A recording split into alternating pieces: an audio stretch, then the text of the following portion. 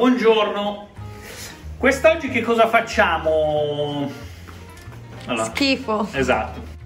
Buongiorno a tutti. Allora, quest'oggi facciamo una ricettina sana, salutare, una ricetta nuova che mi sono inventato qualche mese fa perché, come saprete, chi mi segue, mi piace ogni tanto, oltre a personalizzare le ricette classiche, mi piace anche inventare qualcosa di nuovo. Quindi, dato che ogni tanto mi ricordo che sono a dieta, allora ho detto proviamo a fare una ricetta dietetica. Quindi, che cosa ho usato? Allora, innanzitutto ho usato un pesce, tra virgolette, povero, nel senso che è un pesce che molte volte viene un po' bisfrattato, perché sono il primo sinceramente ad averlo fatto per molto tempo. Di cosa parliamo? Parliamo del merluzzo, in particolare il filetto di merluzzo. Allora, abbiamo un bellissimo filetto di merluzzo pronto, come vedete, che io ho già asciugato in carta assorbente e adesso vado a mettere in frigorifero, perché ricordatevi, la conservazione degli alimenti è importantissima, soprattutto la temperatura ai quali li mangiate, li conservate, mi raccomando. Allora, nel frattempo mettiamo una pentola con un po' d'acqua, se inquadra la mia assistente, grazie.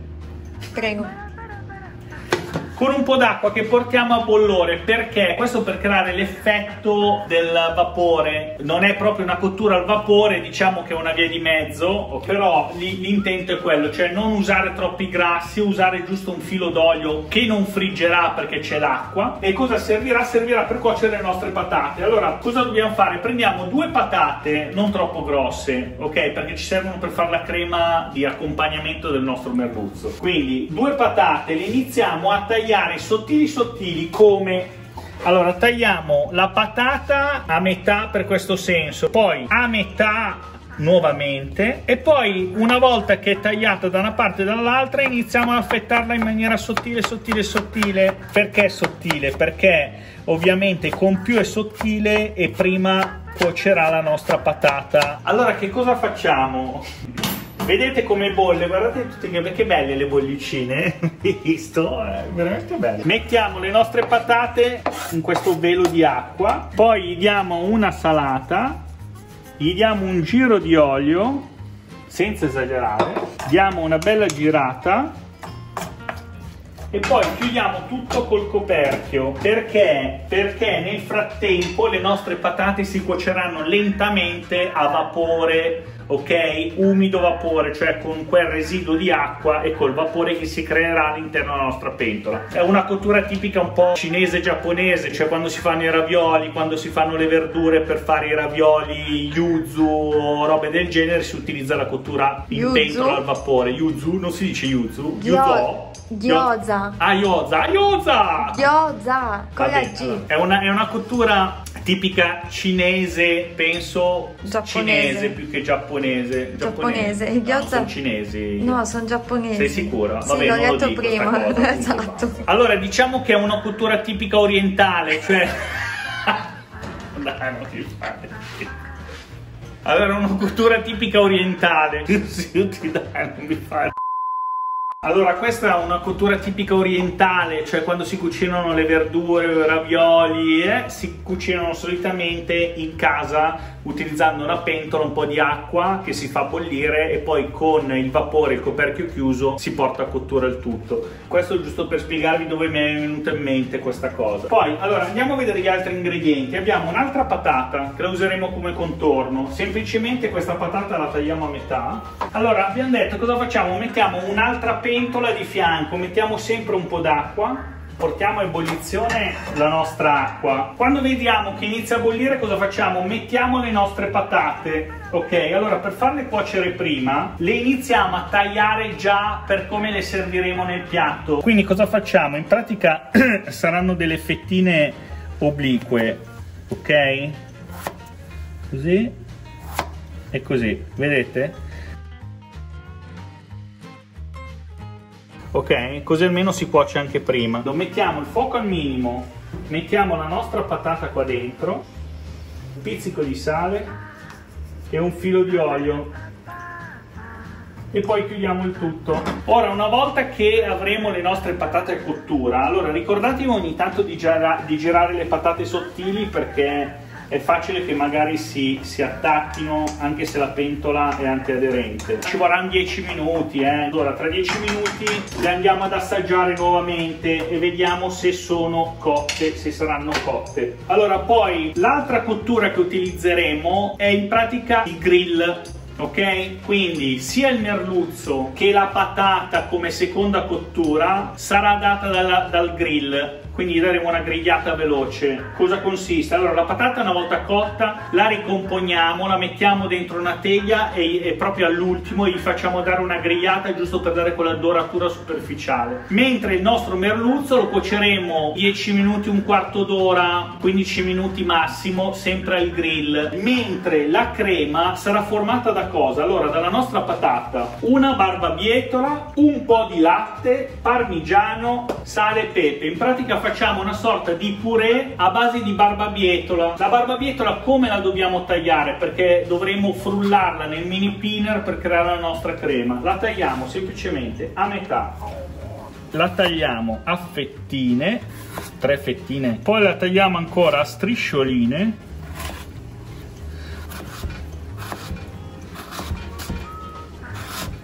Allora trasferiamo tutto in una ciotolina.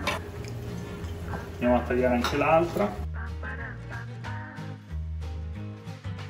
Potete usare o la barbabietola cruda o la barbabietola cotta. Quella cotta è meno intensa di sapore perché sa un po' meno di terra ed è più dolciastra, mentre quella cruda si sente sicuramente più sapore di barbabietola, però pulite bene così e poi viene mischiata con la patata eccetera, non si sente il sapore di terra, ma si sente proprio quel retrogusto di barbabietola delicato, che è molto più delicato. Allora assaggiamo le nostre patate. Perfetto, allora queste sono cotte, spegniamo la pentola, aspettiamo la cottura di quest'altra e poi andremo a fare la griglia, poi vediamo la preparazione del merluzzo.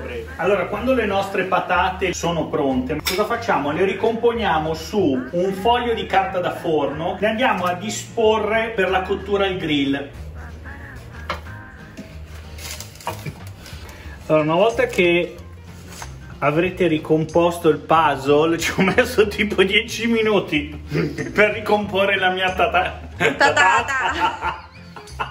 per ricomporre la mia patata tagliata a fettine. Io inizio già ad andare a mettere la mia patata nel forno perché la voglio bella croccante, quindi faccio una cottura superiore a quella del merluzzo. Ok, quindi allora, nel frattempo abbiamo detto la nostra patata sotto il grill che si dora un po' di più e andiamo a preparare il merluzzo per la cottura. La crema la faremo all'ultimo. Per di più vi dico, mettete il vostro latte, saranno tipo 100 ml. Lo andiamo a mettere sul fuoco perché almeno la nostra crema sarà calda, perché se aggiungiamo latte freddo. Allora cosa facciamo? Iniziamo a prendere il merluzzo, un pezzettino di burro che mettiamo nel nostro contenitore per mini pinner. Allora abbiamo detto che tagliamo 2 pezzettini sottili di burro. Allora iniziamo a preparare il nostro merluzzo, lo tagliamo già in tranci, faremo 4 tranci. Controllate con la mano se c'è qualche lisca.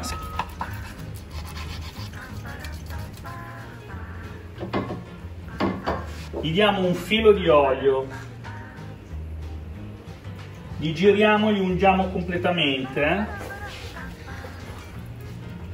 Li cuociamo dalla parte della pelle. Allora in questo caso è già stato desquamato, quindi è rimasta proprio solo la parte più sottile della pelle, che non verrà croccantissima. Infatti nel nostro caso la faremo, diciamo, dorare con il grill e poi vedrete che verrà via facilmente quando la andremo a mangiare. Quindi andiamo a mettere un po' di sale sopra dalla parte della pelle, perché ovviamente aiuta a rendere croccante la pelle. Prepariamo 4 pezzettini di timo che andremo a utilizzare nella cottura del nostro merluzzo. Allora, piccola parentesi nella cottura del merluzzo: se il merluzzo è fresco, come tutti i pesci bisogna fare attenzione al famoso parassita Anisakis, quindi per neutralizzarlo ci vuole la cottura. La cottura deve essere fatta almeno a 60 gradi. Noi con questa cottura raggiungiamo circa i 65 gradi. Come faccio a saperlo? Perché con le prove prove con le sonde so che a questa temperatura con il grill raggiungiamo più o meno appunto la temperatura al cuore di 65 gradi. Se avrete un termometro da cucina vi consiglio a fine cottura, dopo i 15 minuti, di andare a misurare al centro del nostro merluzzo per vedere che abbia raggiunto almeno i 65 gradi.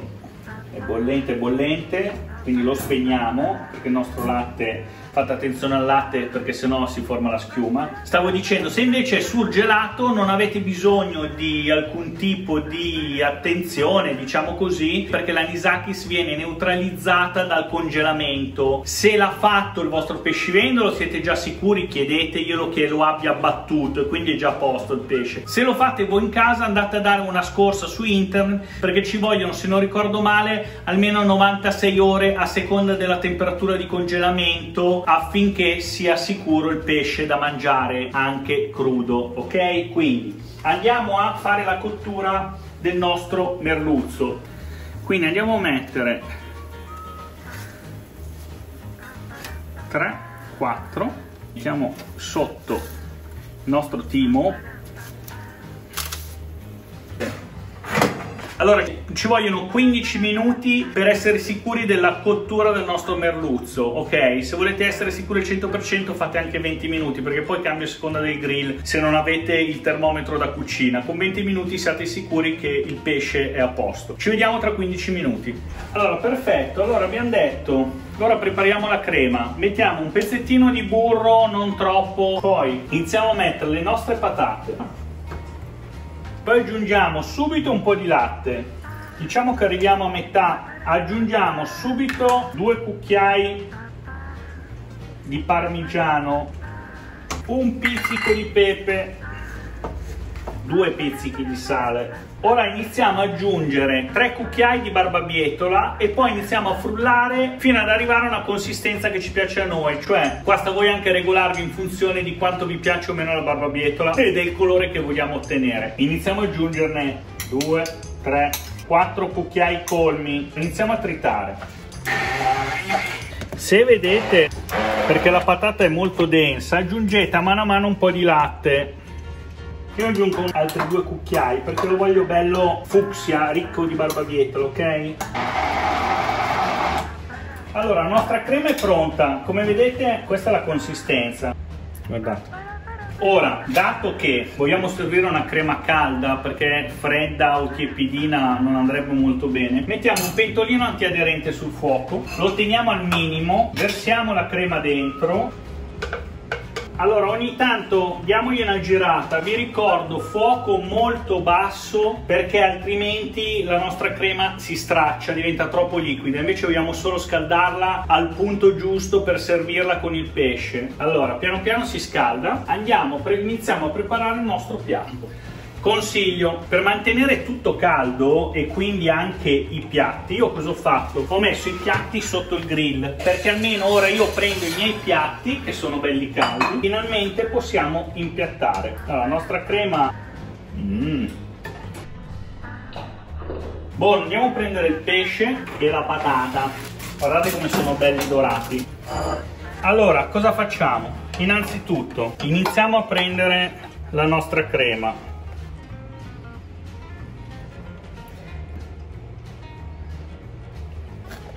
Là.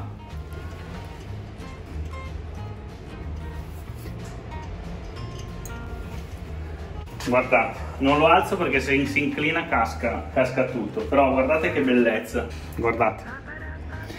Questo piatto, oltre a essere sano, è anche buonissimo, veramente buonissimo. Provatelo, poi mi direte, ha un sapore, un insieme di sapori, di gusti, di aromi eccezionali. Io vi saluto, spero che vi sia piaciuto, di non avervi annoiato. Ci vediamo alla prossima ricetta, mi raccomando seguitemi, iscrivetevi, mettete mi piace, attivate la campanella e niente, ci vediamo alla prossima. Grazie a tutti, ciao!